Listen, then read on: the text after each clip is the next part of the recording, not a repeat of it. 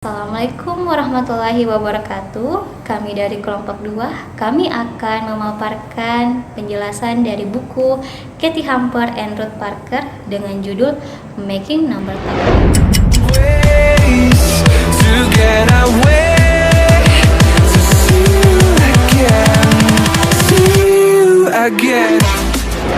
Di chapter 2, kami akan menjelaskan tentang Getting Number Talk Started.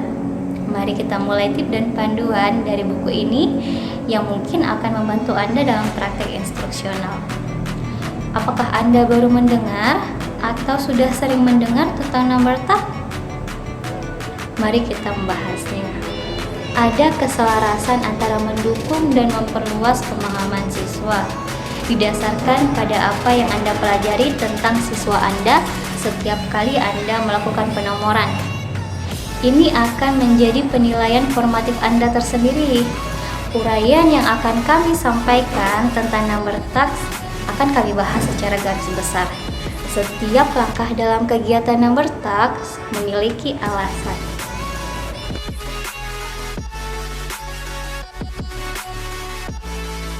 Langkah yang pertama, siswa meletakkan kertas dan pensil. Mungkin mereka perlu diingatkan dan melipat tangan di atas meja sebagai tanda mereka siap. Hal ini dimaksudkan agar siswa fokus pada kemampuan mereka sendiri sementara waktu dibanding mereka bekerja secara berkelompok. Langkah yang kedua, guru menulis soal di papan tulis. Umumnya, soal ditulis secara horizontal. Hal ini berguna untuk mencegah penggunaan prosedur hafalan. Langkah yang ketiga, guru memperhatikan saat siswa memecahkan masalah dan memberi tanda berupa jempol di dada. Itu artinya mereka telah selesai berpikir.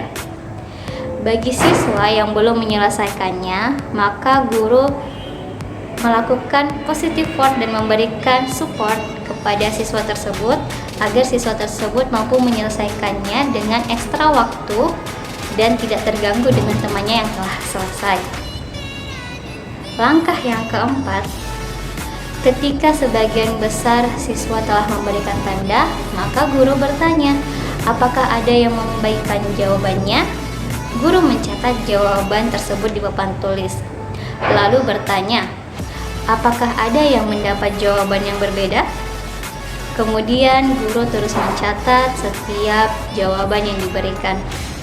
Siswa diminta untuk tidak menunjukkan dengan cara apapun mereka setuju atau tidak setuju dengan jawaban yang diberikan.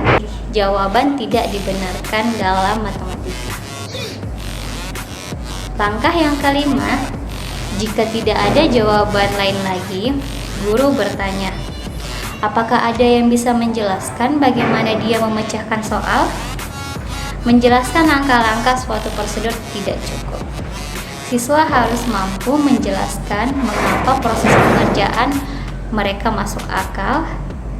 Ada berbagai cara kami dalam menanyakan hal ini. Pertanyaan-pertanyaan tersebut dirangkum dalam buku ini. Ada 2 pertanyaan variasi. Pertanyaan yang pertama, siapa yang memiliki strategi yang dia ingin bagikan? Pertanyaan kedua, adakah yang mau meyakinkan kami bahwa jawaban yang diberikan masuk akal dengan menjelaskan mengapa hal tersebut masuk akal? Langkah yang keenam, ketika siswa mulai membagikan strategi mereka, pertama-tama mereka mengidentifikasi jawaban mana dengan asumsi jawaban yang ditawarkan berbeda-beda yang mereka pertahankan. Kemudian, sewaktu mereka membagikan strategi mereka, guru mencatat pemikiran setiap siswa. Langkah yang ketujuh, setelah siswa berbagi strategi, ada beberapa hal yang mungkin ditanyakan oleh guru untuk berbaur dengan pemikiran siswa tersebut. Ini adalah bagian yang sulit, dan sekali lagi tidak ada pertanyaan yang benar-benar tepat. Tujuan keseluruhan adalah untuk membantu siswa berkomunikasi dengan lebih jelas dan atau untuk menekankan elemen tertentu dari strateginya. Contoh pertanyaan yang pertama yaitu, Apakah ada yang punya pertanyaan untuk? Dapatkah Anda menjelaskan lebih banyak tentang? Dapatkah seseorang menjelaskan strategi dengan cara bahasa Anda sendiri? Hubungan apa yang Anda perhatikan di antara strategi dibahas? Nah, seperti yang Anda lihat, rutinitas number talks tak hanyalah sekedar rutinitas untuk membantu Anda berpikir lebih banyak tentang bagaimana siswa selama diskusi. Langkah yang terakhir, number talks tidak selesai begitu saja setelah 15 menit. Dapat berlangsung lebih lama atau lebih cepat tergantung situasi. Apapun pilihannya akan berguna untuk memikirkan sebelumnya. Tadi penjelasan tentang bagaimana memulai number talks. Sebelum mengimplementasi number talks, ada beberapa hal juga yang perlu kita pahami. Apa saja? Yang pertama, di sisi murid, sebenarnya number talks itu berfokus mendorong atau memotivasi seorang murid untuk berupaya menjelaskan apa yang ada dalam pikiran mereka, sehingga tidak lagi hanya menunggu penjelasan dari seorang guru. Jadi yang diinginkan oleh number talks adalah partisipasi aktif seorang murid di dalam ruang kelas. Selain itu, number talks tidak hanya berfokus pada menjawab pertanyaan bagaimana, tetapi juga menjawab pertanyaan mengapa. Jadi yang lebih penting dari mengetahui metode pengerjaan sebuah persoalan matematika adalah menjawab pertanyaan mengapa kita menyelesaikan persoalan matematika demikian. Seperti itu. Selain itu, number talks menginginkan seorang murid harus memiliki kesiapan untuk menghadapi ide-ide yang baru. Sehingga dari sini kita harus menanamkan pada setiap murid bahwa kesalahan adalah fase atau bagian terpenting dalam belajar. Sehingga kesalahan juga tidak lagi dianggap sebagai alasan kita untuk berputus asa dalam belajar, melainkan kesalahan adalah peluang bagi seorang murid untuk terus belajar dan mencoba sehingga bisa menjadi lebih baik lagi. Itu di sisi murid. Yang kedua, di sisi seorang guru. Nah, yang diinginkan oleh number talks adalah seorang guru merekonstruksi kembali pemahaman dia dalam mengajar di ruang kelas. Sehingga yang diinginkan oleh number talks bukanlah seorang guru hanya sekedar menjelaskan di ruang kelas. Yang diinginkan oleh number talks justru adalah guru tidak lagi menjadi seorang subjek dan murid sebagai objek, melainkan guru dan murid sebagai subjek, dan objeknya adalah pelajaran atau persoalan yang ingin diselesaikan. Sehingga guru dan murid itu melakukan diskusi, melakukan pengerjaan, melakukan penilaian atau evaluasi terhadap hal-hal yang sifatnya persoalan matematika bersama-sama. Guru dan murid terlibat secara aktif kedua-duanya untuk menyelesaikan sebuah persoalan. Jadi kelas yang diinginkan adalah kelas yang aktif di antara guru dan murid. Sehingga sebelum memulai number talks, kita juga harus memahami bahwa number talks menginginkan murid itu melakukan upaya nalar terhadap ide matematis yang dia miliki. Sehingga kita perlu meruntuhkan pemahaman bahwa belajar itu adalah proses guru menjelaskan dan proses murid mendengar penjelasan. Jadi murid harus benar-benar mendapatkan ruang yang seluas-luasnya untuk berpikir, untuk bekerja, untuk menalar, untuk menyelesaikan sebuah persoalan matematika. Dan yang terakhir, sebenarnya strategi yang diungkapkan dalam number talks tidak menginginkan seorang guru maupun murid mengimitasi atau mengikuti atau mencontoh secara utuh strategi yang diungkapkan, melainkan yang diinginkan oleh number talks adalah guru dan murid meramu atau menyusun strategi apa yang paling efektif dalam upaya belajar mereka di kelas. Seperti itu. Terima kasih. Bismillahirrahmanirrahim. Assalamualaikum warahmatullahi wabarakatuh. Sekarang kita masuk ke dot card atau kartu titik untuk membahas tentang penjumlahan bilangan. Jadi kita menggunakan teknik ini untuk melihat bahwa setiap anak memiliki visualisasinya masing-masing. Jadi dalam berpikir bertumbuh, di sini tidak kita tekankan pada kesalahan atau kebenaran. Agar siswa dapat melihat sebuah masalah dapat dipecahkan dengan beberapa cara yang berbeda. Oke, kita lihat untuk kartu titik. Metodenya seperti ini. Oke, sudah bisa dilihat. Jadi anak-anak diminta untuk di kelas itu diminta untuk menghitung berapa banyak titik yang disediakan. Nah, setiap siswa akan menjawab dengan jawabannya masing-masing. Bisa jadi jawabannya berbeda, bisa jadi sama. Tapi dalam mereka menjawab itu memiliki metode yang berbeda. Jadi ketika kita meminta anak untuk mengerjakan untuk masalah ini, kita akan tunjuk ke beberapa siswa.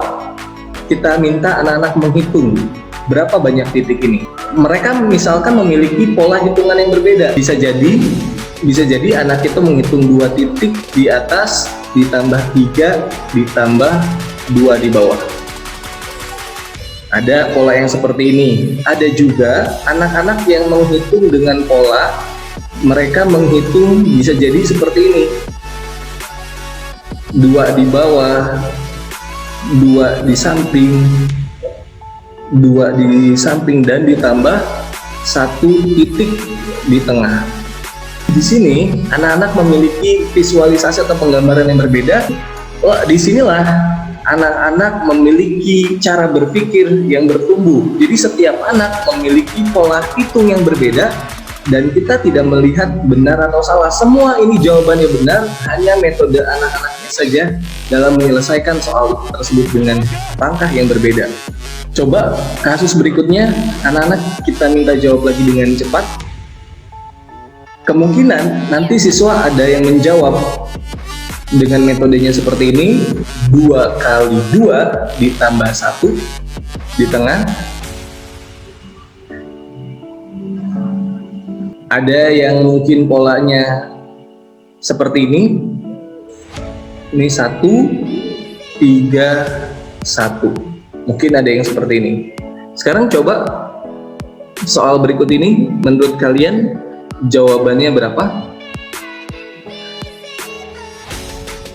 Ya, pasti jawabannya 8. Nah, untuk mencapai jawabannya 8 pasti memiliki format yang berbeda-beda. Ada yang fokus di sini 4 kali 2. Ada menggunakan format seperti ini, atau ada juga yang menyelesaikan seperti ini.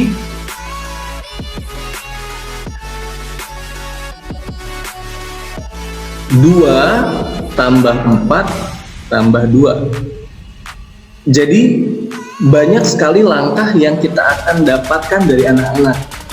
Ada juga mungkin yang jawabannya seperti ini, menambahkan 2 tambah 2 tambah 2 tambah 2.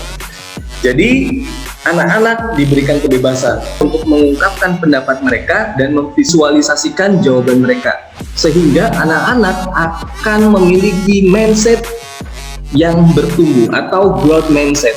Jadi anak-anak memiliki kepercayaan diri dan juga tidak takut akan salah, karena anak tersebut bisa menyelesaikan dengan berbagai cara, berbagai nalar yang mereka pahami. Seperti itu. Nah, ini adalah praktek dari dot card yang kami dapatkan dalam proyek dari kelompok kedua. Assalamualaikum warahmatullahi wabarakatuh. Saya Indarini. Saya akan mencoba memaparkan beberapa pemikiran yang membuat kegiatan Number Talk berhasil. Yang pertama adalah merasa nyaman dengan waktu menunggu. Siswa dikondisikan agar dapat menunggu guru menjawab pertanyaan yang diajukan siswa sekitar 10 detik. Jadi dilakukan setelah guru bertanya dan setelah murid juga menjawab. Jadi bisa juga tekniknya, setelah seseorang share, tunggu beberapa saat untuk memberikan kesempatan murid berpikir dan mempunyai keberanian untuk share. Karena seringkali kegiatan menunggu ini membuat suasana kelas menjadi hening, maka justru akan membuat beberapa siswa tertarik untuk share idenya. Kedua, praktek graduated phrasing. Guru mengajukan pertanyaan yang mendorong siswa agar siswa dapat menjelaskan kenapa strategi yang mereka gunakan make sense. Namun, dalam bertanya, guru sebaiknya tidak terlalu pressing, sehingga justru membuat siswa merasa terintimidasi dan menjadi kontraproduktif. Siswa seringkali merasa kesulitan untuk menuangkan pikirannya ke dalam kata-kata. Berbeda dengan George Card, siswa lebih senang menjelaskan apa yang dia lihat. Oleh karena itu, dalam menambah talk, guru hanya berbicara apa yang dikerjakan siswa, mengajukan pertanyaan satu atau dua buah tentang mengapa pekerjaan mereka berhasil. Namun ketika pertanyaan menjadi norma di kelas, seperti mengajukan pertanyaan dan menjawab itu menjadi norma di kelas, maka guru dapat menggali lebih dalam. Guru diharapkan dapat menciptakan lingkungan kelas di mana siswa dapat making sense, mengkomunikasikan secara tepat, membangun argumentasi, dan mengkritisi jawaban siswa lainnya. Ketiga, berpikir bersama. Ketika memulai number talk, selain dibutuhkan waktu yang cukup lama, siswa hanya mempunyai satu problem solving. Jika siswa berpikir hanya ada satu cara pemecahan, maka ini membuat mereka merasa enggan mencoba sesuatu yang baru. Jika ini terjadi, maka guru merubah pertanyaan dari siapa yang mempunyai pikiran berbeda menjadi adakah cara lain yang bisa kita kerjakan. Dengan bertanya adakah cara lain yang bisa kita kerjakan, membuat siswa secara bertahap menyadari bahwa mereka dapat membuat make sense soal dengan caranya, serta percaya guru akan menghargai setiap jawaban yang berbeda. Jadi tidak hanya sekedar jawaban yang benar. Keempat, belajar mendengarkan. Number talk memberikan kesempatan untuk melatih keingintahuan guru tentang apa yang siswa lihat dan mengajukan pertanyaan untuk memastikan guru mengerti apa yang dimaksud siswa. Jangan cepat-cepat memberikan kesimpulan apa yang dimaksud oleh siswa. Ketika jawaban siswa sudah jelas, tugas guru hanya merekod jawaban siswa. Lain waktu kita mungkin bisa mengungkapkan ulang apa yang mereka katakan. Kelima, melakukan kegiatan number talk secara teratur. Siswa akan bangun ide matematika mereka lebih cepat jika guru berkomitmen untuk melakukan number talk setiap hari selama 2 minggu. Jika guru melakukan number talk sekali atau 2 kali dalam seminggu, siswa seringkali tidak dapat mengingat ide atau strategi yang mereka tahu sebelumnya dan bahkan mencoba strategi tersebut. Keenam, mendorong siswa melakukan penjelasan dengan bahasa akademik. Seringkali kita mendengar siswa berbicara tidak tepat ketika berbicara tentang kalimat matematika, terutama jika penyampaian matematika dalam bahasa Inggris. Kalimat matematika seperti I plus 4 plus 3, I times 2 and 10, I minus 5 by 8. Ya, dengan sering menggunakan number talk, maka diharapkan siswa dapat memperbaiki kesalahannya. Dan yang ketujuh adalah mencatat atau merekod pemikiran. Mencatat atau recording adalah sebuah cara untuk menyajikan secara jelas kepada siswa di kelas bagaimana cara berpikir siswa, sekaligus menjadi cara untuk memperbaiki kesalahan notasi jika ada. Banyak cara melakukan recording atau mencatat, semua bisa dilakukan asal tidak secara individual. Yang paling penting adalah mempertimbangkan bagaimana ide-ide siswa dapat dilihat secara jelas oleh seluruh siswa di kelas. Jangan terburu-buru menggunakan persamaan aljabar. Persamaan aljabar akan bermakna jika siswa mengerti. Guru adalah pemberi keputusan terbaik untuk menyambungkan apa yang sudah siswa pahami dengan notasi simbol. Yang diinginkan adalah siswa dapat melakukan penyampaian ide matematikanya sekaligus mempresentasikannya dalam simbol notasi matematika. Terima kasih. Assalamualaikum warahmatullahi wabarakatuh. Yang kedelapan adalah mencoba membuat siswa berbicara satu sama lain tanpa melalui guru sebagai perantara. Nah, setelah kita memberikan masalah dan meminta siswa untuk memikirkan idenya, kita mempersilahkan siswa memaparkan idenya di depan kelas. Kemudian kita memposisikan diri kita di samping atau di sisi ruangan agar tidak menjadi pusat perhatian siswa. Kita memberikan ruang bagi siswa lain untuk berbicara, namun jika tidak ada siswa yang menanggapi pemaparan ide yang di depan kelas, maka kita minta anak yang memaparkan idenya untuk menyuarakannya agar terjadi diskusi di dalam kelas. Yang kesembilan adalah memanfaatkan jawaban ganda. Hal ini baik untuk memberikan kesempatan anak dalam belajar. membuat diri banyak belajar bahkan saat jawaban yang ditemukan itu salah. Seperti hal berikut, kita belajar dari kesalahan. Diberikan masalah 28 dikali 12. Setelah beberapa strategi dibagikan, seorang murid mengangkat tangannya dan berkata, "Saya melakukan sesuatu yang berbeda, tapi saya mendapat jawaban yang salah." Kemudian gurunya menjawab, "Keren, jadi apa yang kamu dapatkan pertama kali?" Ia mendapat jawaban 132. Tapi ia menyadari bahwa jawabannya itu salah. Kemudian guru bertanya, kenapa 132 itu salah? Dan ia memaparkan jawabannya. Karena 12 dikalikan 12 itu sama dengan 144. Dan harusnya 12 dikali 28 itu jawabannya lebih besar. Dia mengalihkan 7 dengan 4 karena 28. Jadi saya buat 7 dikali 12 lalu 4 dikali 12 dan ditambahkan menjadi 132. Berikut ini caraku berpikir. Ia mengalihkan, kemudian menjumlahkan yang mendapat hasil 132. Kemudian gurunya bertanya di kelas kenapa hal tersebut dapat terjadi. Nah, ternyata siswa tersebut menggunakan sifat distributif seolah-olah ada tanda penjumlahan, bukan perkalian antara 7 dan 4. Kesalahannya umum. Setelah memeriksa kesalahan tersebut, memberikan seluruh kelas kesempatan untuk belajar tidak hanya tentang sifat asosiatif dan distributif, melainkan tentang betapa penting dan bergunanya kesalahan. Yang ke-10, membantu siswa mengekspresikan diri dengan lebih jelas. Kita menemukan banyak sekali siswa yang kebingungan bagaimana cara menjelaskan ide yang ia miliki. Berikut beberapa strategi untuk membantu memfasilitasi ekspresi siswa yang jelas. Yang pertama, menghimbau siswa untuk berbicara cukup keras agar semua orang dapat mendengarnya. Yang kedua, mengingatkan siswa tentang mengapa mengomunikasikan ide mereka yang miliki dengan jelas itu begitu penting. Yang ketiga, mencegah bahkan melarang penggunaan kata ganti. Yang ke-11, memiliki rencana cadangan. Kita seringkali menemukan siswa yang lama merespon. Mungkin karena pemilihan masalah kita kurang tepat, terlalu sukar, atau terlalu mudah. Maka pentinglah selalu menyiapkan rencana cadangan agar kita tidak terlihat kebingungan di depan kelas. Yang ke-12, mengetahui kapan boleh membagikan cara berpikir kita selama number talk.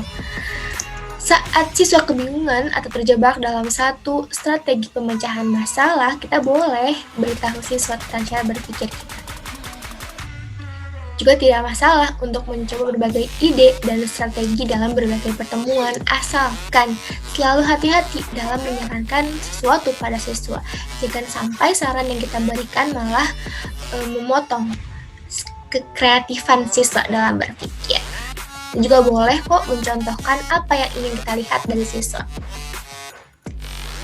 Dan yang ke-13 adalah mendorong siswa untuk melampaui algoritma yang tradisional. Di banyak siswa yang mengenali matematika hanya sebagai beberapa prosedur yang harus dihafal, padahal matematika tidak seperti itu. Cara untuk mendorong siswa untuk melampaui algoritma yang tradisional boleh dengan mencoba memberikan masalah yang sudah dikenali, namun coba meminta siswa untuk memahami mengapa hal tersebut bisa terjadi, mengapa solusi masalah tersebut demikian. Nah, itu dia ke-13 hal penting yang harus kita perhatikan saat menerapkan number talk dalam pembelajaran matematika di kelas. Oke, demikianlah pemaparan dari buku Making Number Talks Neater, Chapter 2, Getting Number Talks Started. Semoga dapat menginspirasi teman-teman dalam melaksanakan pembelajaran, khususnya matematika. Terima kasih. Assalamualaikum warahmatullahi wabarakatuh. Ways to get away.